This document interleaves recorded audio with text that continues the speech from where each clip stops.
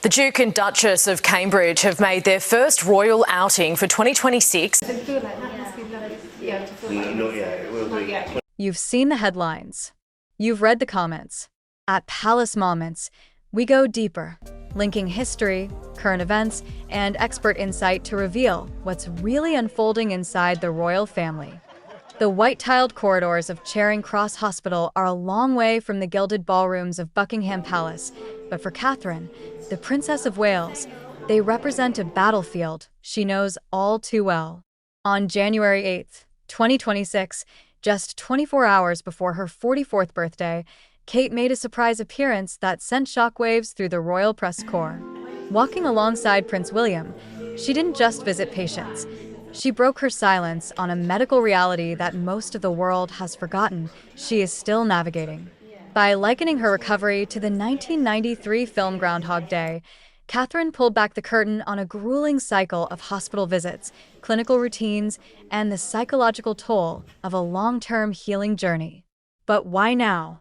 And why did this specific visit to a West London neurorehabilitation center carry so much weight for the future of the monarchy? As we peel back the layers of this emotional return, make sure you're part of our inner circle here at Palace Momments. Hit that subscribe button and tap the bell icon so you never miss a deep dive into the stories that define the House of Windsor. If you find this analysis insightful, a simple like helps us reach more royal watchers just like you. To understand the tension behind this visit, we have to look back to the darkest months of 2024.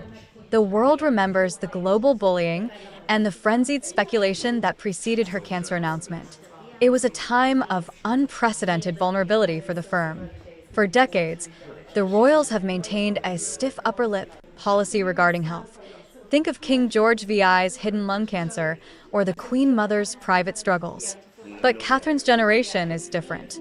According to royal biographers, the unresolved trauma of how Princess Diana's health and mental state were handled by the men in gray suits has created a resolve in William to do things differently.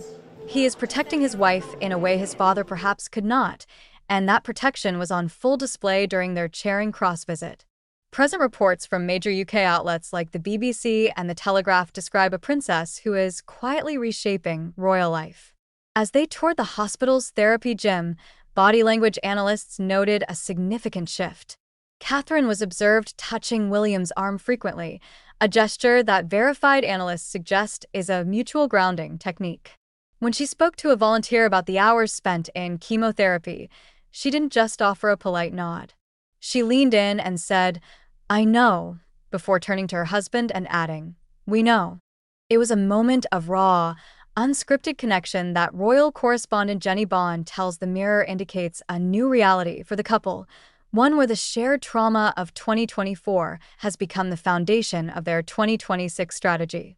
The choice of the term Groundhog Day is particularly telling. Commentators from established outlets like InStyle and People suggest this was a deliberate reference to the repetitive, exhausting nature of clinical recovery. Even in remission, which she announced with relief in January 2025, the aftermath is what Catherine calls the most difficult phase.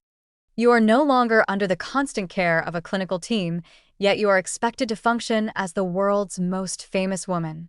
This time loop of checkups and the constant fear of recurrence is the hidden burden she is finally acknowledging. Public reaction online has been a mixture of deep empathy and renewed speculation. In the comment sections of major news portals and across social media, many are asking if the Groundhog Day comment hints at a recent health scare or if it's simply her way of humanizing the struggle for others. She looks tired but determined, one trending comment noted, while others debated the strategic silence the palace maintained throughout December 2025.